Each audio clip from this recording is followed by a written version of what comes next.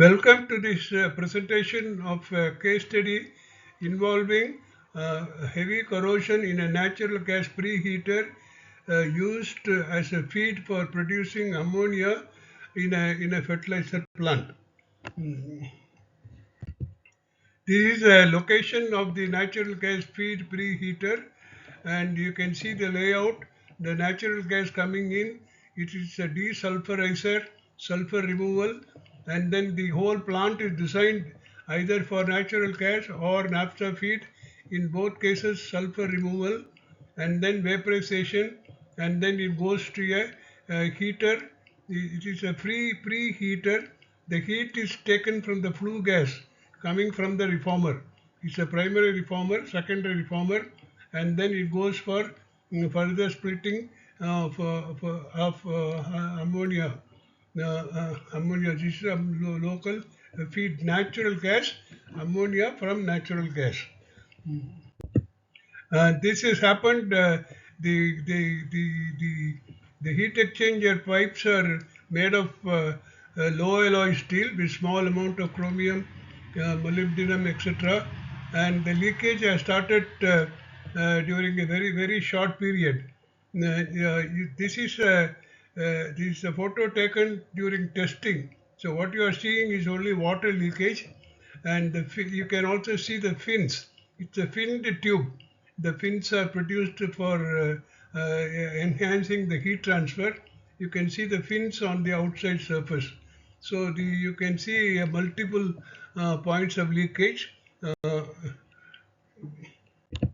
And this is the inside surface near the leakage spot. These are the leakage spot. These are the outer fins, and this is the inside surface. And you can see heavy scaling and heavy corrosion, and out of which a small area, so 2 or 3 pinholes are developed. So this is a clear case of corrosion from the inside of the pipe rather than from outside. Outside is fins. You can see the fins are made of carbon steel, and they are not heavily affected.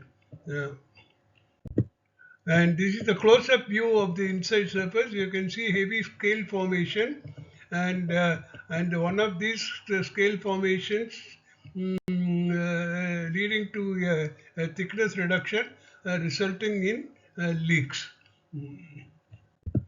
And this is the close-up view of the leaking hole as seen from the inside surface. So what I like you to see is the hole is diameter is larger outside, and it is smaller inside. So this means that corrosion has started from the inside and led to outside, resulting in a hole. So this is the penetration by some species on the inside surface. This is a microscopic observation, optical micrograph. You can see the body structure is little more uniform than the surface structure. It shows some penetration. Then we analyze we analyze the material. Then yeah, this is the chemical analysis of the product which is taken from the inside surface. The carbon is acceptable. It looks like it is 19, around 20%. This is basically from the hydrocarbon, not from the steel. Because it is dealing with the hydrocarbon, and it is heated, so the hydrocarbon is dissociated to carbon. Sulfur is the one which is surprising. This is a very high amount of sulfur, which will be discussed a little later. And chromium is okay. It is a low chromium, low molybdenum, low alloy steel. The iron is okay. This is a parent metal. So the typical conclusion from this is it's a low alloy steel, but with very high sulfur, which is not acceptable. And you can see the longitudinal cross section on the outside surface along the fins. These are the fins, which is carbon steel, and gets highly affected. This is a scale on the fin, whereas this is the fin proper. So the carbon steel, in that high temperature, it scales up. and this is the OD surface of the pipe. So the pipe is getting affected. You can notice the pipe is getting affected, and this is how the affecting. So here what you see here, the large surface grains on the outer surface, which was not expected. We expect a uniform microstructure like this, and this is a small body grains.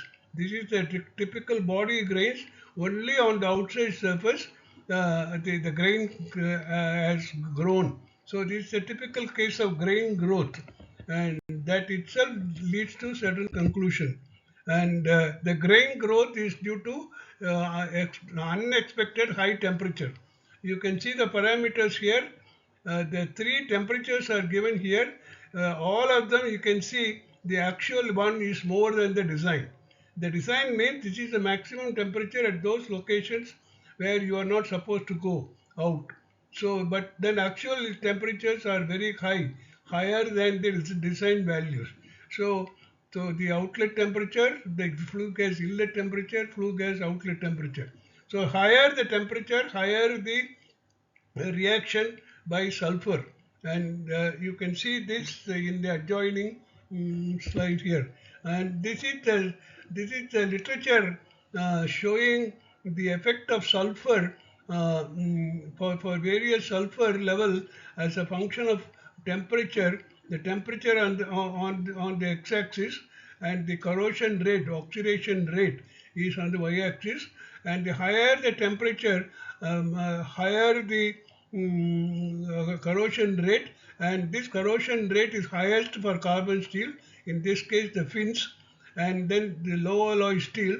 The more and more chromium you add, the corrosion rate comes down. So we are in this kind of range. 400 500 degrees centigrade is a very high corrosion rate. So so what we decide, what we infer from this slide is, higher the temperature, higher the corrosion rate, and the temperatures are beyond the design temperature, which were not designed for. So, so this is the so, I'm sorry. This is the recommendations. Check and control the sulfur level in the feed. Uh, you may recall in the very first slide we showed sulfur removal. Apparently, the desulfurizers were not working. So check and control the sulfur level in the feed. Keep operating temperature well below the design values, and consider better material of construction as an alternative. Material of construction means slightly higher chromium, high alloy steel. So thank you very much for this patient hearing of this presentation. Thank you.